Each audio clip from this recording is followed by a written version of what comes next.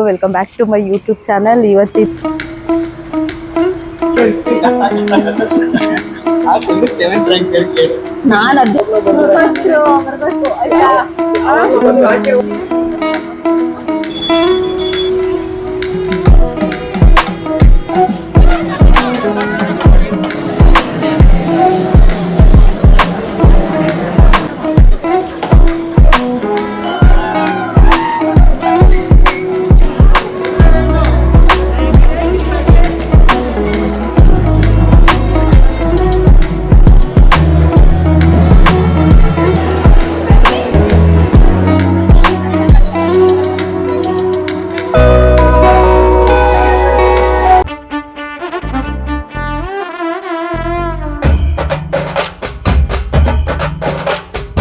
Hi ಎಲ್ರಿಗೂ welcome back to my YouTube channel. ಇವತ್ತಿನ vlog ಏನು ಅಂತ ಅಂದ್ರೆ ಕಾರ್ತಿ ಮದ್ವೆ. ಈಗ ನಾವು ಕಾರ್ತಿ ಚೌಟ್ರಿ ಇದ್ದೀವಿ. ನಾವು ಆಲ್ಮೋಸ್ಟ್ 2 ಗಂಟೆಗೆ ಬಂದ್ವಿ ಅಲ್ಲೋಪಿ. 2 ಗಂಟೆ ಆಯ್ತು. ಡೆಕೋರೇಷನ್ಸ್ ನಡೀತಿದೆ. ಕಾರ್ತಿ ಮೀಟ್ ಮಾಡ್ಕೊಂಡು ಡೈರೆಕ್ಟ್ ಊಟಕ್ಕೆ ಬಂದಿದ್ದೀವಿ. ಚೌಟ್ರಿ ಮಾತ್ರ ನೆರಳು ಚೆನ್ನಾಗಿದೆ ಅಲ್ಲ ಚೌಟ್ರಿ.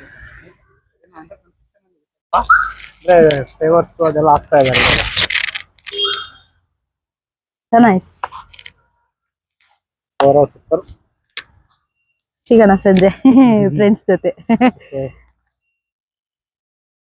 ಇನ್ನ ಕಾರ್ತಿ ಬಂದು ನನ್ನ ಬೆಸ್ಟ್ ಫ್ರೆಂಡ್ ಮದುವೆದು ಆಬ್ವಿಯಸ್ಲಿ ಡಾಕ್ಯುಮೆಂಟ್ರಿ ಮಾಡ್ಲೇಬೇಕಾಗುತ್ತೆ ಒಂದು ಮದುವೆ ವಿಡಿಯೋನ. ಇದು ಅವನಿಗೂ ಒಂದು ಮೆಮೊರಿ, ನನಗೂ ಒಂದು ಮೆಮೊರಿ. ಈ ಮದುವೆ ನಡೀತಾ ಇರೋದು ಬಂದು ಬೀರೂರಲ್ಲಿ. ಬೀರೂರು ಅವ್ರ ಸ್ವಂತ ನೇಟಿವ್ ಆಗಿರುತ್ತೆ. ಬೀರೂರಲ್ಲಿ ಅವ್ರ ಮನೆ ಹತ್ರ ಇರೋ ಒಂದು ಚೌಟ್ರಿ ನೇಮ್ ಬಂದು ಪತ್ರಿಕೆ ಚನ್ನವೀರಪ್ಪ ಕಲ್ಯಾಣ ಮಂಟಪ, ಬೀರೂರಲ್ಲಿರೋದು. ಸೊ ನಾವು ಆಲ್ರೆಡಿ ಅವಾಗಲೇ ಇದ್ದಂಗೆ ಮಧ್ಯಾಹ್ನ ಬಂದಿದ್ವಿ. ಇನ್ನೂ ಯಾರು ಎಂಟ್ರಿ ಆಗಿರಲಿಲ್ಲ. ಮೀನ್ಸ್ ಮದುವೆ ಹುಡುಗಿ ಅಷ್ಟರಲ್ಲಿ ಇನ್ನೂ ಡೆಕೋರೇಷನ್ಸ್ ಎಲ್ಲ ಮಾಡ್ತಾ ಇದ್ರು. ಅದೊಂದು ಗ್ಲಿಮ್ಸ್ ತಗೊತಾ ಇದ್ದೀವಿ. ಇನ್ನು ಯೂಶಲಿ ನಮ್ಮ ಕಡೆ ಎಲ್ಲ ಸಂಜೆ ಸ್ನ್ಯಾಕ್ಸು, ಮಧ್ಯಾಹ್ನ ನೆಕ್ಸ್ಟ್ ಊಟ ಇರುತ್ತೆ. ಬಟ್ ಅವ್ನು ಕೇಳಿದ್ವಿ ಊಟ, ಮಧ್ಯಾಹ್ನನೂ ಊಟಕ್ಕೆ ಮಾಡಿಸಿದ್ದ. ಸೊ ಎಕ್ಸಾಕ್ಟ್ ನಾವು ಮಧ್ಯಾಹ್ನ ಬಂದಿರೋದ್ರಿಂದ ಫಸ್ಟ್ ಚೌಟ್ರಿಲಿ ಬಂದು ಊಟ ಮಾಡಿಕೊಂಡು ಆಮೇಲೆ ಅಲ್ಲಿ ಟೈಮ್ ಸ್ಪೆಂಡ್ ಮಾಡಿದ್ದು. ಮತ್ತೆ ಮನೆಗೆ ಹೋಗ್ಲಿಲ್ಲ, ಅಲ್ಲೇನೆ ಎಲ್ಲ ಫ್ರೆಂಡ್ಸ್ ಬಂದಿರೋದ್ರಿಂದ ಎಲ್ಲ ಫ್ರೆಂಡ್ಸ್ ಅಲ್ಲಿ ನೋಡ್ಕೊತಿದ್ರು. ಅವ್ರ ಜೊತೆಗೆ ನಾವು ಕೂಡ ಅಲ್ಲೇ ಸ್ಟೇ ಆಗಿದ್ವಿ.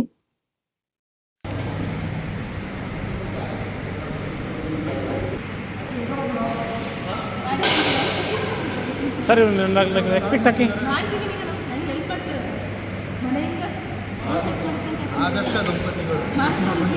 ಸರ್ ಅವನಿಗೆ ಒಂದು ಲೆಗ್ ಪೀಸ್ ಹಾಕಿ. ಲೆಗ್ ಪೀಸ್ ಇಲ್ಲ, ನಲ್ಲಿ ಅಷ್ಟೇನಾ ಗುರು? ನಲ್ಲಿ ಮಳೆ ಹಾಕಾಗ್ರು.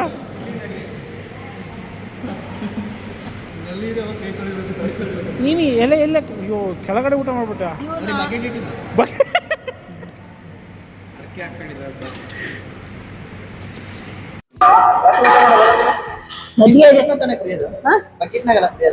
ಅಂಡೆ ನಮ್ ಕಡೆ ಎಲ್ಲ ಅಂಡೆ ಫೇಮಸ್.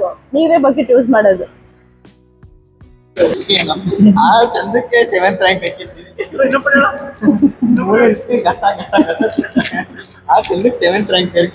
ನಾನ್ ಅದಕ್ಕೇನೆ ಒಂದ್ ಡೈಲಾಗ್ ಇತ್ತು ಗೊತ್ತಾ, ಹುಡುಗಿರು ಎಷ್ಟು ಓದಿದ್ರು ಕೊನೆಗೆ ಮುಸ್ರೆ ತೊಳೆಯೋದು ಅಂತ.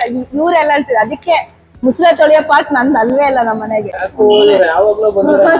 ಬರ್ಬೇಕು ಆಯ್ತಾ. ಆಶೀರ್ವಾದ ನನ್ನ ಮೇಲೆ ಇರಲಿ.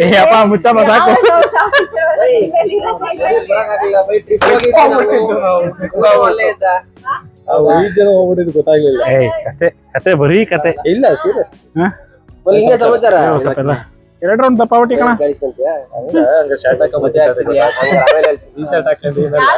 ಇನ್ನ ಮಧ್ಯಾಹ್ನ ಬಂದಿದ್ದಾದ್ರೂ ಫ್ರೆಂಡ್ಸ್ ಜೊತೆ ಎಷ್ಟು ಟೈಮ್ ಸ್ಪೆಂಡ್ ಮಾಡಿದ್ರು, 5-10 ನಿಮಿಷ ಸ್ಪೆಂಡ್ ಮಾಡಿದೀವೇನೋ ಅನ್ನೋ ತರ ಅನಿಸ್ತಾ ಇತ್ತು.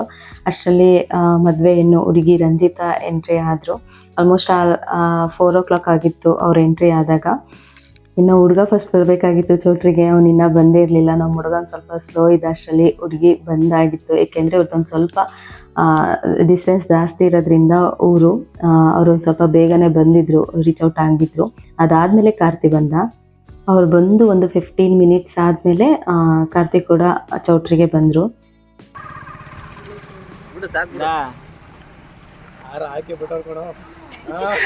ಕಾರ್ತಿಕ್ ಮುನ್ನೋಡಿಪ್ಪ, ಮುನ್ನೋಡ್ರಿ.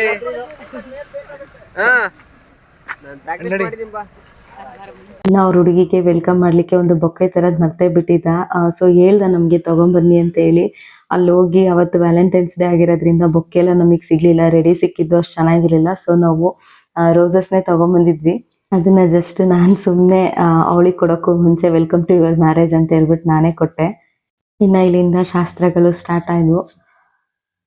ಬೇಗನೆ ಇವರಿಬ್ರು ಬಂದಿರೋದ್ರಿಂದ ಬೇಗನೆ ರಿಸೆಪ್ಷನ್ ಮುಗೀತು ಅಂತ ಹೇಳ್ಬೋದು. ಬಿಕಾಸ್ ನಾವು ಲೇಟ್ ಮಾಡಿದ್ವಿ ನಮ್ಮ ಮದುವೆಲಿ. ನಾವು ನೆನೆಸ್ಕೊಂಡಿದ್ದು ನಾವು ಬಂದಿದ್ದೇ 8 ಆಯಿತು, ನಮ್ಮದು ರಿಸೆಪ್ಷನ್ ಮುಗ್ದಿದ್ದೆ 12:30 1 ಗಂಟೆ ಆಯಿತು. ಸೊ ಇವ್ರು ಬೇಗ ಬಂದಿದ್ರಿಂದ ಇವ್ರ ರಿಸೆಪ್ಷನ್ ಆಲ್ಮೋಸ್ಟ್ ಒಂದು 10:30 11ಗೆ ಮುಗ್ದೋಗಿತ್ತು. ಹಂಗೆ ಮುಗಿದ್ರೆ ನೆಕ್ಸ್ಟ್ ಶಾಸ್ತ್ರ ಮಾಡೋದಕ್ಕೂ ಟೈಮ್ ಸಿಗುತ್ತೆ.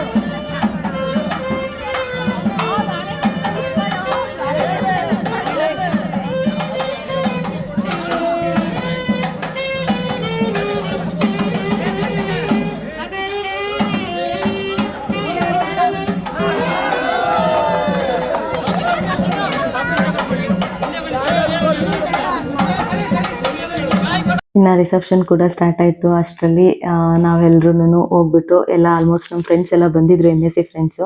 ರೆಡಿಯಾಗಿ ಬಂದು ಕುತ್ಕೊಂಡು ಹರಟೆ ಹೊಡಿತಾ ಇದ್ದೀವಿ. ಇನ್ನು ಅದಾದಮೇಲೆ ಎಲ್ರದ್ದು ಮುಗಿಯೋ ತನಕ ವೇಟ್ ಮಾಡಿಬಿಟ್ಟು ನಾವು ಲಾಸ್ಟಿಗೆ ಫೋಟೋ ಸೆಷನ್ಗೆ ಹೋಗಿದ್ದು ಎಲ್ಲ ಫ್ರೆಂಡ್ಸು. ಅದಕ್ಕೂ ಮುಂಚೆ ಕೇಕ್ ಕಟಿಂಗ್ ಮಾಡಿಸ್ತಾ ಇದ್ದೀವಿ. ಇವನ್ ಮದುವೆಲಿ ಹೇಳ್ಬೇಕು ಅಂತಂದರೆ ಫ್ರೆಂಡ್ಸು, ಸಿಸ್ಟರ್ಸು ಅಂತ ಅಂದ್ಕೊಂಡಿರೋರು, ಜೂನಿಯರ್ಸು ಎಲ್ಲರೂ ಬಂದಿದ್ರು ಆಲ್ಮೋಸ್ಟು.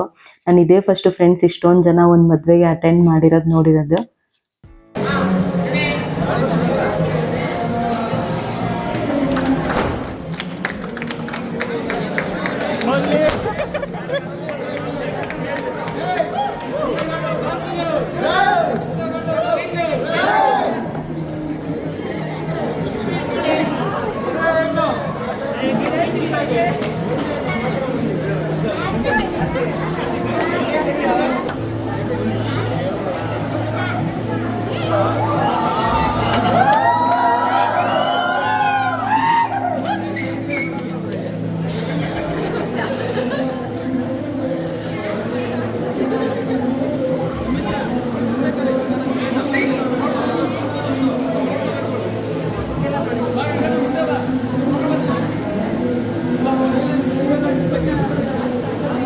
ನಾವು ನೈಟ್ ರಿಸೆಪ್ಷನ್ ಎಲ್ಲ ಮುಗಿಸ್ಕೊಂಡು ಒಂದು 12 ಇಲ್ಲಿ ಬಂದು ಸ್ಟೇ ಆಗಿದ್ವಿ. ಬೆಳಗ್ಗೆ ಆಲ್ಮೋಸ್ಟ್ ಲೇಟಾಗಿ ಮಲಗಿರೋದ್ರಿಂದ ಲೇಟಾಗಿ ಎದ್ಬಿಟ್ಟು ಒಂಚೂರು ಲೇಟಾಗೇನೆ ಚೌಟ್ರಿಗೆ ಎಂಟ್ರಿ ಕೊಟ್ಟಿದ್ದು. ಬಟ್ ಬಿಫೋರ್ ತಾಳಿ ಕಟ್ಟೋ ಅಷ್ಟೊತ್ತಿಗೆ ಹೋಗಿದ್ವಿ. ಇನ್ನೇನು ತಾಳಿ ಕಟ್ಟೋಕೆ ಮುಂಚೆ ಆಗೋ ಶಾಸ್ತ್ರಗಳನ್ನೆಲ್ಲ ಸ್ಟಾರ್ಟ್ ಮಾಡಿಬಿಟ್ಟಿದ್ರು. ಸೊ ಬೇಗ ಹೋಗಿ ಜಾಯಿನ್ ಆದೆ ನಾನು ಕೂಡ.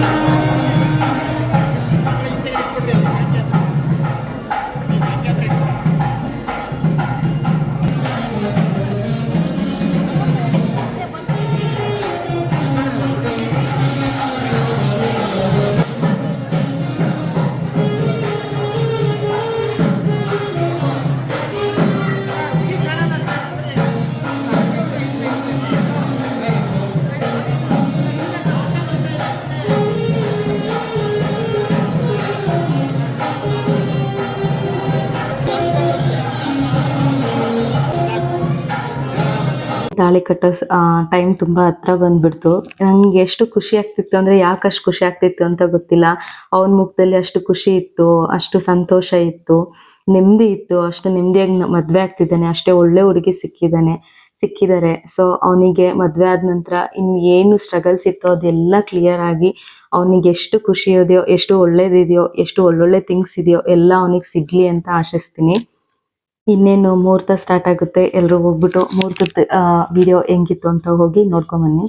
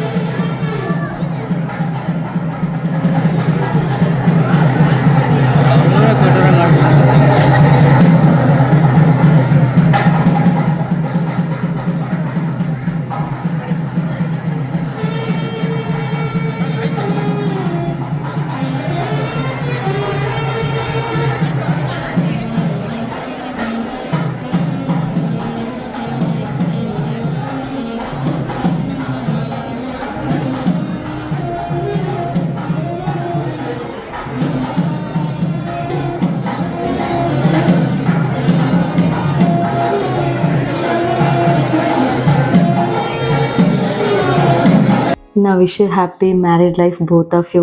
ಇಬ್ರಿಗೂ ತುಂಬ ಒಳ್ಳೇದಾಗಲಿ. ಮದುವೆ ಆದಮೇಲೆ ಖುಷಿಯಾಗಿರಿ. ಇಬ್ಬರು 100 ವರ್ಷ ಚೆನ್ನಾಗಿ ಬಾಳಲಿ. ಏನೇನು ಗುಡ್ ಥಿಂಗ್ಸ್ ಇದೆಯೋ ಅದೆಲ್ಲದನ್ನು ನಿಮಗೆ ಸಿಗಲಿ ಅಂತ ಆಶಿಸ್ತೀನಿ.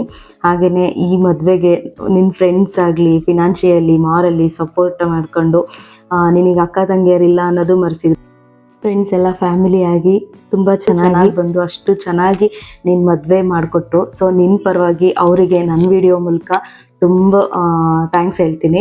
ಹಾಗೆಯೇ ನನ್ನ ಹತ್ರ ಈ ವಿಡಿಯೋ ಇತ್ತು, ಮೀನ್ಸ್ ಫ್ರೆಂಟಿಂದ ತಾಳಿ ಕಟ್ಟಿರೋ ವಿಡಿಯೋ. ಎಷ್ಟೊಂದು ಜನ ಕೇಳಿದರು, ನನ್ನ ಹತ್ರ ಇಲ್ಲ ಅಂತ ಹೇಳಿದ್ದೆ. ಬಿಕಾಸ್ ನಾನು ಫಸ್ಟು ನನ್ನ ವಿಡಿಯೋ ಯೂಟ್ಯೂಬಲ್ಲೇ ಹಾಕಬೇಕಿತ್ತು. ಹಾಗೆಯೇ ನಾನು ಕೂಡ ನನ್ನ ವಾಟ್ಸಪ್ಪಲ್ಲಿ ಎಲ್ಲೂ ಶೇರ್ ಮಾಡ್ಕೊಂಡಿರಲಿಲ್ಲ.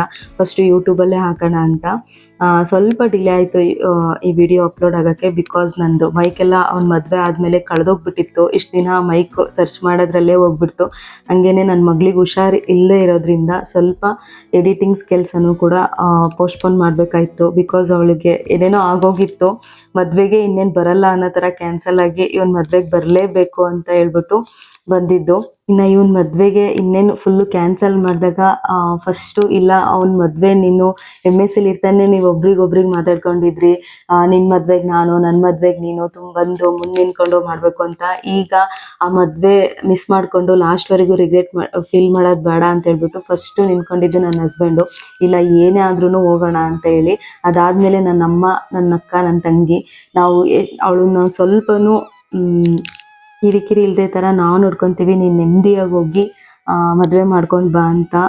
ಸೊ ಅವರೆಲ್ರಿಗೂ ತುಂಬ ಥ್ಯಾಂಕ್ಸ್. ಯಾಕೆಂದರೆ ನಾನು ಮಿಸ್ ಮಾಡ್ಕೊತಿದ್ರೆ ಅದೆಷ್ಟು ರಿಗ್ರೆಟ್ ಫೀಲ್ ಮಾಡ್ತಿದ್ನೋ ಅಷ್ಟು ಬೇಜಾರಾಗ್ತಿದ್ನೋ ಗೊತ್ತಿಲ್ಲ. ಇನ್ ದ ಸೇಮ್ ಟೈಮ್ ನನ್ನ ಮಗಳದು ಅಷ್ಟೇ ಇಂಪಾರ್ಟೆಂಟ್ ಆಗಿತ್ತು. ಬಟ್ ಎರಡನ್ನೂ ಬ್ಯಾಲೆನ್ಸ್ ಮಾಡಿ ಎಷ್ಟಾಗುತ್ತೋ ಅಷ್ಟು ಅವ್ನ ಕಡೆನೂ ಪ್ರೆಸೆನ್ಸ್ ಕೊಟ್ಬಿಟ್ಟು ನಾನು ಮದುವೆ ಮಾಡಿದ್ದೀನಿ ಅನ್ನೋ ಖುಷಿನ ನಾನು ತೊಗೊಂಡೋಗ್ತಾ ಇದ್ದೀನಿ. ಇನ್ನು ನಾನು ಅವನಿಗೆ ಶುಕ್ರವಾರದಿಂದ ಬರ್ತೀನಿ ಅಂತ ಮಾತು ಕೊಟ್ಟಿದ್ದೆ, ಬರೋಕ್ಕಾಗಲಿಲ್ಲ. So sorry. ಅದಾದಮೇಲೆ ಒಂದು ಮುಹೂರ್ತ ಆದಮೇಲೆ ಹಾಲು ತುಪ್ಪ ಬಿಟ್ಟು ನನ್ನ ಫ್ರೆಂಡ್ಸ್ ಜೊತೆಗೆ ಬಿಟ್ಟು ನೆಕ್ಸ್ಟು ಅರುಂಧತಿ ನಕ್ಷತ್ರ ತೋರಿಸ್ತಾ ಇದ್ದಾರೆ.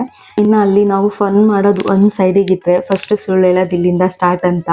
ಬಟ್ ಅರುಂಧತಿ ವಶಿಷ್ಠ ನಕ್ಷತ್ರ ಯಾಕೆ ತೋರಿಸ್ತಾರೆ ಮದುವೆ ಆಗಿ ಮುಹೂರ್ತ ಆಗಿದ್ದ ಹೊಸ ದಂಪತಿಗಳಿಗೆ ಅಂತಂದರೆ, ಅರುಂಧತಿ ನಕ್ಷತ್ರ ಬಂದು ನಕ್ಷತ್ರಗಳಲ್ಲಿ ಪೇರು ನಕ್ಷತ್ರ ಅಂತ. ಇನ್ನು ಪೇರು ನಕ್ಷತ್ರಗಳು ಎಷ್ಟೊಂದಿದ್ದಾವೆ. ಬಟ್ ಪೇರು ನಕ್ಷತ್ರದಲ್ಲಿ ಎರಡು ಸಮಾನವಾಗಿ ಚಲಿಸ್ತವೆ, ಒಂದು ಹಿಂದೆ ಇನ್ನೊಂದು ಹಿಂದೆ ಮತ್ತೊಂದು. ಸೊ ಎರಡನ್ನೂ ಬಿಟ್ಕೊಡಲ್ಲ. ಅದೇ ರೀತಿ ಆ ಎರಡು ಪೇರು ಹೊಸದಾಗಿ ಮದುವೆ ಆಗಿರೋರಿಗೆ ಆದರ್ಶ ಅಂತ. ಅವ್ರ ಥರನೇ ಒಬ್ರನ್ನೊಬ್ರು ಬಿಟ್ಕೊಡದೆ ತುಂಬ ಸಂತೋಷವಾಗಿ ಲೈಫಲ್ಲಿ ಇರಿ ಅನ್ನೋದನ್ನ ದೊಡ್ಡವರು ಆ ನಕ್ಷತ್ರಗಳ ಮೂಲಕ ಒಂದು ದಾಂಪತ್ಯ ಜೀವನದ ಸ್ವಾರಸ್ಯನ ಸಂಪ್ರದಾಯ ಥರ ಮಾಡಿದ್ದಾರೆ. ಇನ್ನು ಅದೆಲ್ಲ ಮುಗಿಸಿ ಅವರು ಮತ್ತೆ ರೆಡಿ ಆಗೋಕ್ಕೆ ಹೋದಾಗ ನಾವು ಒಂದಿಷ್ಟು ನಮ್ಮ ಜೊತೆ ಫ್ರೆಂಡ್ಸ್ ಜೊತೆ ಸೇರಿ, ಹಂಗೆ ನನ್ನ ಫೇವ್ರೇಟ್ಸ್ ಇದೆ ಶರತಣ್ಣ ಬಂದಿದ್ರು, ಅವ್ರ ಜೊತೆ ಒಂದು 10 ನಿಮಿಷ ಮಾತಾಡಿ ಆ ದಿನನ ಒಂಥರ ಫ್ರೆಂಡ್ಸ್ ಜೊತೆಗೆ ಎಷ್ಟೋ ವರ್ಷಗಳಾದಮೇಲೆ ಮೀಟ್ ಮಾಡಿದ ಖುಷಿ, ಕಾರ್ತಿ ಮದುವೆ ಮಾಡಿದ ಖುಷಿ. ಬಟ್ ನನ್ನ ಮಗಳಿಗೆ ಒಂದು ಸ್ವಲ್ಪ ಹುಷಾರಿರೋ ಕಾರಣ ಅವತ್ತಿಂದ ರಿಸೆಪ್ಷನ್ನ ನಾನು ಅಟೆಂಡ್ ಮಾಡೋಕ್ಕಾಗಲಿಲ್ಲ. ಮುಹೂರ್ತ ಆಗಿ ಒಂದು 10 ನಿಮಿಷ ಫ್ರೆಂಡ್ಸ್ ಜೊತೆಗೆ ಸ್ಪೆಂಡ್ ಮಾಡಿಬಿಟ್ಟು ಅಲ್ಲಿಂದ ಊಟ ಮಾಡಿ ಮತ್ತೆ ನಾನು ವಾಪಸ್ ಅಲ್ಲಿಂದ ನನ್ನ ಮಗಳನ್ನ ಸ್ವಲ್ಪ ಕೆಲಸ ಇತ್ತು, ನನ್ನ ಮಗಳನ್ನ ಎಲ್ಲಿಗೋ ಕರ್ಕೊಂಡು ಹೋಗ್ಬೇಕಿತ್ತು ಹಾಸ್ಪಿಟಲಿಗೆ, ಹಾಗಾಗಿ ಬೇಗ ಹೊರಟ್ವಿ. ಇನ್ನು ತುಂಬ ದಿನ ಆದಮೇಲೆ ಫ್ರೆಂಡ್ಸ್ ಎಲ್ಲ ಸಿಕ್ಕಿರ್ತಾರೆ, ಕೊನೆಗೊಂದು ಫೋಟೋ ಸೆಷನ್ ಮಾಡಿಕೊಂಡು ಮತ್ತು ಕಾರ್ತಿ ಮದುವೆನ ಮುಗಿಸಿದ್ವಿ. ಇದಾಗಿತ್ತು ಕಾರ್ತಿ ಮದುವೆ ವಿಡಿಯೋ. ಇಷ್ಟ ಆಗಿದ್ರೆ ಲೈಕ್ ಮಾಡಿ, ಶೇರ್ ಮಾಡಿ, ಕಮೆಂಟ್ ಮಾಡಿ. Thanks for watching. Bye, take care.